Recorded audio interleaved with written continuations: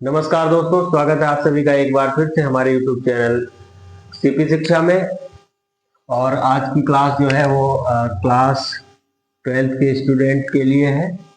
और आज की क्लास में कुछ महत्वपूर्ण प्रश्न की एक श्रृंखला को फिर से हम लेकर आए हैं, जो आपके विगत वर्षों में पूछे गए प्रश्न हैं उनका थोड़ा सा एनालिसिस करने के बाद ऐसे कौन से क्वेश्चन निकल के आए हैं। 4 से क्वेश्चन मैंने अभी निकाले हैं जो मैं आपके सामने लेकर आया हूं।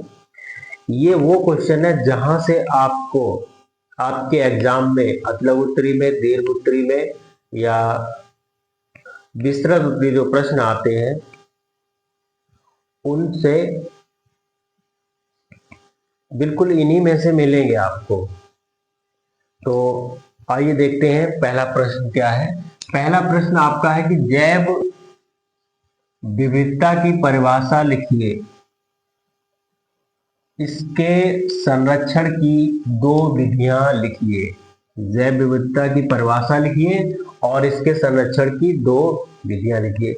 तो सबसे पहले आपको जैव विविधता या बायोडायवर्सिटी, इसकी आपको एक डेफिनेशन लिखनी है।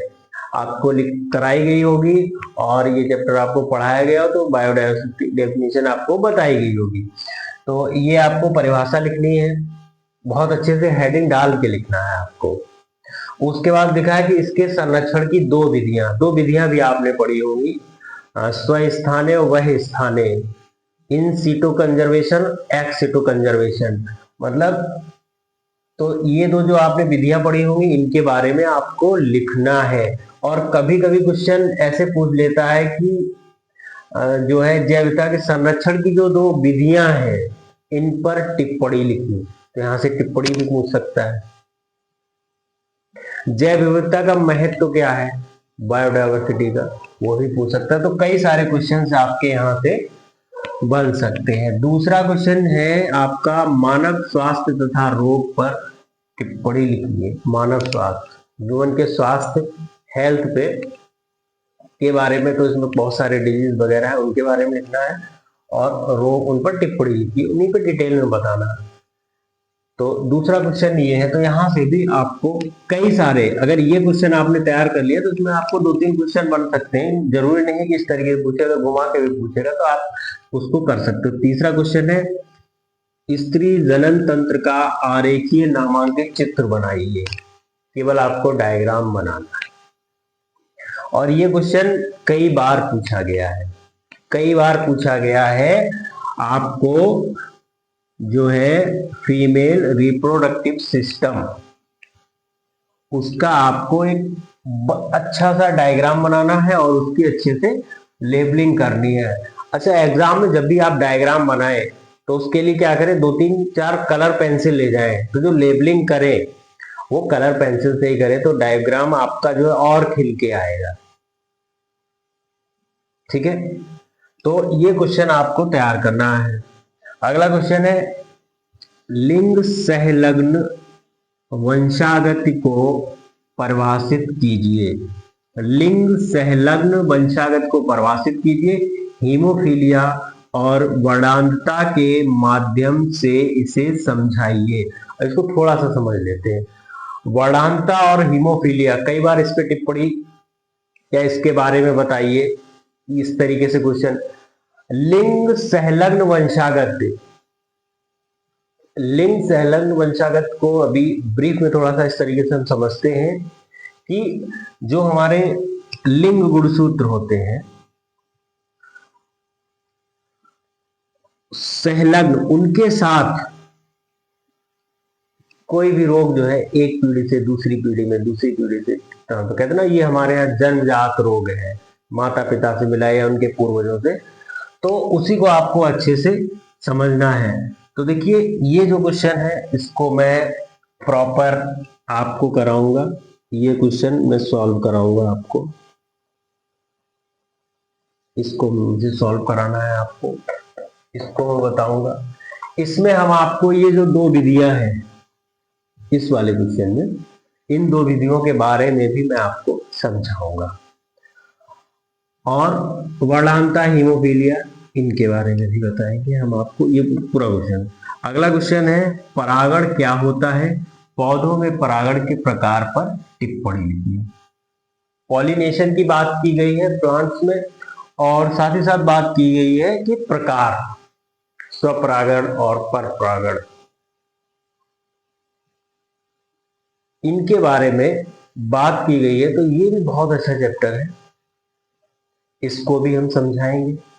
हम ये जो सवाल बता रहे हैं, अभी मैंने प्रश्न लेके आया और इन प्रश्न को, एक एक प्रश्न को हम हल कराएंगे। लेकिन एक बार आप लोग पहले इनको पढ़ लीजिए, इनको समझ लीजिए, यहाँ से क्वेश्चन कहाँ से बनते हैं वो मैं आपको समझाना चाह रहा हूँ। अगला क्वेश्चन है वाटसन एवं क्रिक द्वारा दिए गए द्विकुंडलीय डीएनए की संरचना का सचित्र वर्णन कीजिए। वाटसन और क्रिक द्वारा द्विकुंडलीय डीएनए, ये और ये 2 पॉइंट। डबल हेलिक्स जो डीएनए की संरचना वाटसन और क्रिक ने दी है, तो उसका सचित्र वर्णन, यानी कि हमको पहले डायग्राम बनाना है और डायग्राम बनाने के बाद उसका जो है हमें डिटेल में लिखना है। अगला बहुत ही इंपॉर्टेंट चीज, बहुत से लोगों को नहीं पता होता है, डीएनए तथा आरएनए, डीएनए तथा आरएनए का पूरा नाम क्या होता है, ये आप हमें कमेंट बॉक्स में कमेंट करके बताएंगे कि डीएनए तथा आरएनए का पूरा नाम क्या होता है।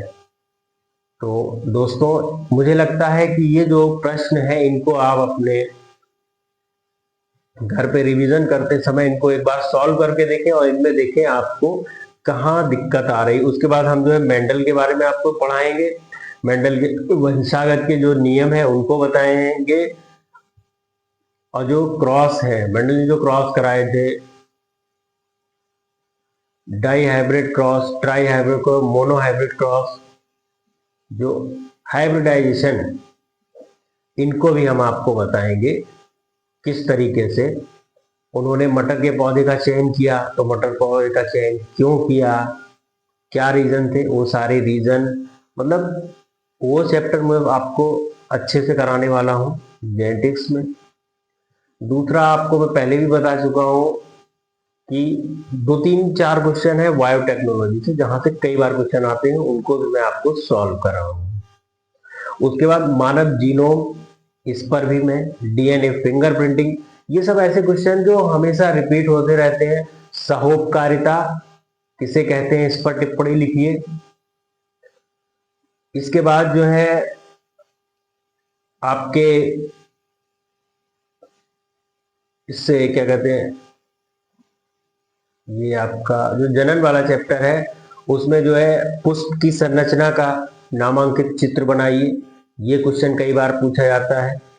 तो इस तरह के विभिन्न प्रश्न ऐसे हैं जो कई बार एग्जाम में पूछे गए हैं। एग्जाम से एक हफ्ते पहले मैं एक आपको पूरा सेट, कोशिश करूंगा एक ही सेट में काम चल जाए, जैसे पेपर में आता है बिल्कुल वैसे ही एक सेट तैयार करके पूरा सेट आपको बना के देंगे, उसको आपको सॉल्व करना है। और जब एग्जाम देके आएंगे तो आपको खुद लगेगा यहाँ से कितने क्वेश्चन हमको मिले। तो आज की क्लास में बस इतना। लगे रहिए, मस्त रहिए, हंसते रहिए, मुस्कुराते रहिए और जीवन इसी तरीके से चलता रहे। कोई समस्या है आपको किसी भी प्रकार की, तो इस दिए गए नंबर पे हमको व्हाट्सएप करके आप हमसे नोट्स ले सकते हैं। कोई डाउट है तो आप वो क्लियर कर सकते हैं। तो मिलते हैं नए वीडियो में नए टॉपिक के साथ, तब तक के लिए नमस्कार, राधे राधे, थैंक यू।